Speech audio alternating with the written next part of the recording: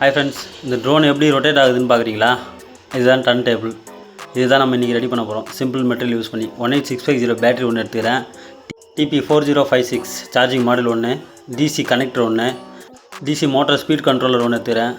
Self locking push button ஒன்று எடுத்துக்கிறேன். அப்புறம் கொஞ்சம் பேரிங் 608WZ, கொஞ்சம் ரிப்பன் கேபிள், ஒரு பிஓ மோட்ரு, இதெல்லாம் வச்சு நம்ம ரெடி பண்ணலாம். 3D பிரிண்ட் பண்ணி மேக்கர்வேல்லேருந்து ஃபைல் டவுன்லோட் பண்ணி 3D பிரிண்டட் பார்ட்ஸ் கொஞ்சம் ரெடி பண்ணி வச்சுருக்கேன். 3 பேரிங் ஷாஃப்ட்டு, மோட்டார் கியர் ஒன்று பிரிண்ட் பண்ணி வச்சுருக்கேன். அப்புறம் பாட்டம் டாப்பு கவர் பிரிண்ட் பண்ணி வச்சுருக்கேன். க்ரீன் அண்ட் எல்லோ காம்பினேஷன் நல்லாயிருக்கும், அதனால் இந்த கலரில் பிரிண்ட் பண்ணியிருக்கேன். நீங்கள் எந்த கலர் வேணாலும் பிரிண்ட் பண்ணிங்க. பேரிங்கு அமேசானில் தான் பர்ச்சேஸ் பண்ணேன். உங்களுக்கு வேணா லிங்க் கொடுக்குறேன். முதல்ல பேரிங் வந்து டாப் கவரில் இன்சர்ட் பண்ணிக்கலாம். மொத்தம் 4 பேரிங் தேவைப்படும். ஒன்று வந்து இந்த டாப் கவரில் மாட்டுறதுக்கு வச்சுட்டு நல்லா ப்ரெஸ் பண்ணிக்கிறேன். நெக்ஸ்ட்டு இருக்க 3 பேரிங்கை வந்து பாட்டம் கவரில் மவுண்ட் பண்ணிக்கலாம். ஷாஃப்ட்லேயும் பாட்டம் கவர்லேயும் ஒரு ஸ்லாட் கொடுத்துருப்பாங்க. அந்த ஸ்லாட் வந்து பாட்டமில் நிற்கிற மாதிரி வச்சுட்டு இன்சர்ட் பண்ணணும். அது கரெக்டாக பாட்டமில் இருக்கான்னு பார்த்துட்டு இன்சர்ட் பண்ணிக்கலாம். பேக் சைடில் ப்ரெஸ் பண்ணுறதுக்கு கொஞ்சம் டைட்டாக இருக்கும், அதனால் பிரிண்ட் டேமேஜ் ஆகக்கூடாதுன்றதுக்காக நைஃப் வச்சுட்டு ப்ரெஸ் பண்ணால் லாக் ஆகிடும். அந்த மாதிரியே அடுத்த 2 பேரிங்கும் ஃபிக்ஸ் பண்ணிக்கிறேன். அவ்வளோதான் ஃப்ரெண்ட்ஸ், 3 பேரிங் மாட்டியாச்சு. நெக்ஸ்ட்டு அதெல்லாம் ஃப்ரீயாக ரொட்டேட் ஆகுதான்னு சொல்லிட்டு செக் பண்ணிக்கிறேன். கரெக்டாக ஃபிக்ஸ் ஆகிடுச்சு. நெக்ஸ்ட் நம்ம மோட்டரில் கியரை மவுண்ட் பண்ணிக்கலாம். அந்த கியர் கொஞ்சம் டைட்டாக இருக்குது. உள்ளே ஏன்னா அந்த பிரிண்ட் பண்ணும் போது இருக்க பீஸ் எதனா இருந்ததுன்னா அதை க்ளீன் பண்ணிவிட்டு ப்ரெஸ் பண்ணோம் அப்படின்னா இன்சர்ட் ஆகிடுச்சு. நல்லா இன்சர்ட் பண்ணிவிட்டு மவுண்ட் பண்ணிக்கலாம். இப்போதைக்கு நம்ம ஸ்க்ரூ போட்டு சும்மா தான் மவுண்ட் பண்ண போகிறோம். மவுண்ட் பண்ணிவிட்டு அப்புறம் ரிமூவ் பண்ணி கேபிள் சால்டிங் பண்ணணும். ஸ்க்ரூ மட்டும் போட்டு டைட் பண்ணி பார்த்துக்கலாம். மோட்டாருக்கு ஒயர் சால்டிங் பண்ணிக்கலாம். நான் ரிப்பன் ஒயரில் வந்து ப்ரௌன் அண்ட் பிளாக் எடுத்துக்கிறேன். ப்ரௌன் ப்ளஸ்ஸு, பிளாக் வந்து மைனஸு. சாரி ஃப்ரெண்ட்ஸ், பேக்ரவுண்டில் நாய்ஸ் இருக்கும், ப்ரிண்டர் ஓடிட்டுருக்கு. நான் மைக் யூஸ் பண்ணல, எக்ஸ்டர்னல் மைக்கு, ஃபோனோட மைக்கு தான் யூஸ் பண்ணுறேன். அதனால் நாய்ஸ் கொஞ்சம் இருக்கும். ஃப்யூச்சரில் கரெக்ட் பண்ணிக்கிறேன். மோட்டாரில் பாசிட்டிவ் நெகட்டிவ் ஒயர் ஜாயின் பண்ணிக்கிறேன். கேபிள் தேவையான அளவு வச்சு கட் பண்ணிக்கலாம் ஃப்ரெண்ட்ஸ். ரொம்ப லென்த் தேவையில்லை, ஏன்னா அந்த பாக்ஸுக்குள்ளேயே தான் வைக்க போகிறோம், அதனால் தேவையான அளவு கட் பண்ணிக்கலாம். மோட்டரை ஃபிக்ஸ் பண்ணிட்டு ஸ்க்ரூ போட்டுக்கலாம். ஸ்க்ரூ போட்டு நல்லா டைட் பண்ணிக்குவோம். நெக்ஸ்ட்டு DC கனெக்டர் மவுண்ட் பண்ணிக்கலாம். என்கிட்ட C type panel mount adapter இல்லை, நான் ஆர்டர் பண்ணியிருக்கேன். இப்போதைக்கு இதுதான் இருந்தது, அதனால் இதை போட்டு கனெக்ட் பண்ணிக்கலாம். Next motor speed controller mount பண்ணிக்கலாம். செக் நட்டை மாட்டிட்டு நோஸ் பிளேயர் யூஸ் பண்ணி நல்லா ஃபுல் டைட் பண்ணிக்கலாம். நம்ம ஸ்பீடு இன்க்ரீஸ் பண்ணும்போது உள்பக்கமாக சுற்றிடக்கூடாது, அதுக்காக உள்ளேயே ஒரு கட்டு மாதிரி கொடுத்துருப்பாங்க. அதுக்கு ட்ரில் பண்ணி அந்த ஹோல்ஸில் உட்கார மாதிரி போட்டோன்னா சுற்றாது. நல்லா டைட் வச்சுட்டு நாப்பை போட்டுக்கலாம். க்ளூ அப்ளை பண்ணி சார்ஜிங் மாடலில் பேஸ்ட் பண்ணிக்கிறேன். நெக்ஸ்ட்டு செல்ஃப் லாக்கிங் புஷ் பட்டனை மவுண்ட் பண்ணிக்கலாம். ஃப்ரண்ட் ஃபைலில் வந்து இந்த மாதிரி இத்தனை ஹோல்ஸ்லாம் இருக்காது, வெறும் ஸ்பீட் கண்ட்ரோலருக்கு மட்டும் தான் ஹோல்ஸ் இருக்கும். மற்ற எல்லாத்துக்குமே நானே ஹோல்ஸ் போட்டுவிட்டேன். புஷ் பட்டனுக்கும் பேக் சைடில் லாக் நட் வரும், அதையும் போட்டு டைட் பண்ணிக்கும். நோஸ் பிளேயர் யூஸ் பண்ணி டைட் பண்ணிக்கிறேன். அவ்வளோதான் ஃப்ரெண்ட்ஸ், முடிஞ்சது. பட்டன் நல்லா ஒர்க் ஆகுது. நெக்ஸ்ட்டு பேட்டரியில் ஒயர் சால்டிங் பண்ணிக்கலாம் ஃப்ரெண்ட்ஸ். பாசிட்டிவ் நெகட்டிவ் பார்த்து சால்டிங் பண்ணிக்கலாம். லித்தியம் அயன் பேட்டரியில் வந்து சால்டிங் பண்ணும்போது பார்த்திங்கன்னா அவ்வளோ சீக்கிரம் சால்டிங் பிடிக்காது.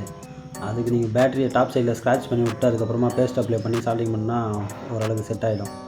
எப்பயுமே சிங்கிள் பேட்டரி சால்டிங் பண்ணால் கூட அதுக்கு கெப்டான் டேப்பு யூஸ் பண்ண மறந்துடாதீங்க, ஏன்னா அது ரொம்ப முக்கியம். கண்டிப்பாக டேப் அடிக்கணும், டேப் அடிக்காமல் யூஸ் பண்ணக்கூடாது. யூஸ் பண்ணுறது தான் சேஃப்டியும் கூட. ஓகே, நான் டேப் அடிச்சுட்டேன், கட் பண்ணிக்கிறேன். கட் பண்ணிவிட்டு பேட்டரியோட பாசிட்டிவை சார்ஜிங் போர்டில் B பாசிட்டிவ் இருக்கும், B பாசிட்டிவ் சால்டிங் பண்ணிக்கிறேன். நெகட்டிவாக B நெகட்டிவ் இருக்கும், B நெகட்டிவில் சால்டிங் பண்ணிக்கோங்க. நெக்ஸ்ட் வந்து பார்த்திங்கன்னா DC கனெக்டில் சார்ஜிங் பின்னு டாப்பில் வந்து இன்னும் இருக்கும். நம்ம C டைப் போர்ட்டுக்கு பக்கத்துலேயே 2 பேட் இருக்கும், லெஃப்ட் அண்ட் ரைட்டில். அதில் பாசிட்டிவ் நெகட்டிவ் பார்த்து கனெக்டில் சால்டிங் பண்ணிக்கலாம். சார்ஜ் பண்ணுறதுக்காக ரெண்டுத்தையும் சால்டிங் பண்ணிக்கிறேன்.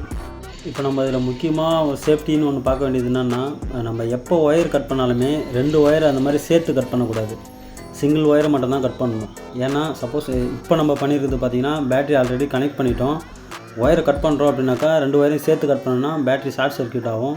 அதனால் எப்போ கட் பண்ணாலுமே சிங்கிள் ஒயராக கட் பண்ண பழகிக்குவோம். ஓகே ஃப்ரெண்ட்ஸ், சார்ஜிங் ஒயர் சால்டிங் பண்ணியாச்சு. நெக்ஸ்ட் வந்து பார்த்திங்கன்னா நம்ம சுவிட்சுக்காக நெகட்டிவ் வந்து டைரெக்டாக எடுத்துன்னு போயிட்டு ஸ்பீட் கண்ட்ரோலரில் கொடுத்துருங்க. பாசிட்டிவ் வந்து சுவிட்சில் எடுத்துமே கனெக்ட் பண்ணணும். ஓகே ஃப்ரெண்ட்ஸ், நான் இப்போ அதை கட் பண்ணி சுவிட்சில் கனெக்ட் பண்ணிக்கிறேன். சுவிட்சிலேருந்து ஒரு ஒயர் மறுபடியும் ஸ்பீட் கண்ட்ரோலரில் பாசிட்டிவ் எடுத்துமே கொடுக்கணும். அதுக்காக ஒரு சின்ன கேபிள் கட் பண்ணி அதை சால்ட்ரிங் பண்ணிவிட்டு கனெக்ட் பண்ணிக்கிறேன். நெகட்டிவ் கனெக்ட் பண்ணிடுறேன். டேரெக்டாக சார்ஜிங் மாடல்லேருந்து நெகட்டிவ் வந்து ஸ்பீட் கண்ட்ரோலர் போயிடும். அடுத்து சுவிட்சிலேருந்து ஒரு ஒயர் எடுத்துகிட்டு வந்து ஸ்பீட் கண்ட்ரோலரில் பாசிட்டிவ் கனெக்ட் பண்ணணும். நான் இப்போ சுவிட்சிலேருந்து பாசிட்டிவ் ஒயரை லூப் பண்ணி அதை எடுத்துகிட்டு போய்ட்டு ஸ்பீட் கண்ட்ரோலரில் கனெக்ட் பண்ணிடுறேன் பாசிட்டிவில். எப்போவுமே சால்ட்ரிங் பண்ணதுக்கு முன்னாடி சால்ட்ரிங் பண்ண வேண்டிய இடத்துல லைட்டாக லெட்டு அப்ளை பண்ணிவிட்டு அதுக்கப்புறமா சால்ட்ரிங் பண்ணுங்கள். சால்ட்ரிங் சீக்கிரமாக பிடிக்கும். நெக்ஸ்ட் வந்து பார்த்திங்கன்னா பிளாஸ்டிக்கில் இருக்க சுவிட்சு ஃபியூஸு அதெல்லாம் சால்ட்ரிங் பண்ணும்போது ரொம்ப நேரம் சால்ட்ரிங்கை அந்த டெர்மினலில் வைக்கக்கூடாது. நம்ம அந்த மாதிரி வச்சோன்னா உள்ளே இன்டர்னலாக இருக்க சுவிட்சில் இருக்க நாப்லாம் மெல்ட் ஆகி பிளாஸ்டிக் மெல்ட் ஆகிட்டு சுவிட்சு ப்ராப்ளம் ஆகிடும். அது வேஸ்ட்டு தான் அதுக்கப்புறம். அதனால் ரொம்ப நேரம் வைக்காமல் லெட்டு முன்னாடியே அப்ளை பண்ணிட்டீங்கன்னா கொஞ்சம் டக்குன்னு வச்சு எடுத்துடலாம். ஃப்ரெண்ட்ஸ், நான் பாசிட்டிவ் இப்போ ஸ்பீட் கண்ட்ரோலில் கனெக்ட் பண்ணிக்கிறேன். நெக்ஸ்ட்டு மோட்டார் ஒயர் சால்ட்ரிங் பண்ணிக்கலாம். மோட்டார் ஒயரும் அதே மாதிரி கட் பண்ணிவிட்டு மோட்டார் பாசிட்டிவ் நெகட்டிவ் இருக்கும் ஸ்பீட் கண்ட்ரோலரில், அந்த 2 டெர்மினலையும் கனெக்ட் பண்ணிக்கலாம். அதேமாதிரி ஒயரை கனெக்ட் பண்ணுறதுக்கு முன்னாடி ஃப்ரண்ட்டில் ஸ்லீவ் எடுத்துகிட்டு அதை லைட்டாக பேஸ்ட் அப்ளை பண்ணி அந்த முனையில் லெட் அப்ளை பண்ணிவிட்டு அதுக்கப்புறம் அந்த கனெக்டரில் கனெக்ட் பண்ணுங்கள். கொஞ்சம் டைட்டாக பிடிக்கும். நீங்கள் லெட் அப்ளை பண்ணாமல் வெறும் ஒயரை சீவிட்டு கனெக்ட் பண்ணிங்க அப்படின்னா அது பிச்சுட்டு வரத்துக்கு வாய்ப்பு இருக்குது. அதனால தான் லெட் அப்ளை பண்ணிங்க லைட்டாக. அவ்வளோதான் ஃப்ரெண்ட்ஸ், முடிஞ்சது. மோட்டரை ஆன் பண்ணி செக் பண்ணிக்கலாம். ஓகே ஃப்ரெண்ட்ஸ், மோட்ரு ஓடுது.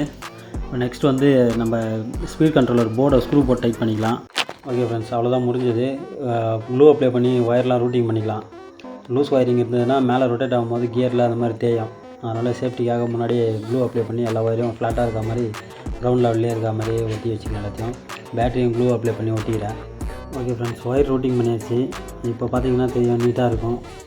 எந்த ப்ராப்ளமும் வராது. நம்மளுக்கு கேபிள் டேமேஜ் அந்த மாதிரி எந்த பிரச்சனையும் இருக்காது. ஓகே ஃப்ரெண்ட்ஸ், டாப் கவரில் கியரில் எல்லாத்துலேயும் க்ரீஸ் அப்ளை பண்ணிக்கலாம். க்ரீஸ் அப்ளை பண்ணால் கொஞ்சம் ஸ்மூத்தாக இருக்கும், நாய்ஸ் இருக்காது. அதுக்காக ஃபுல்லாக க்ரீஸ் அப்ளை பண்ணிக்கிறேன்.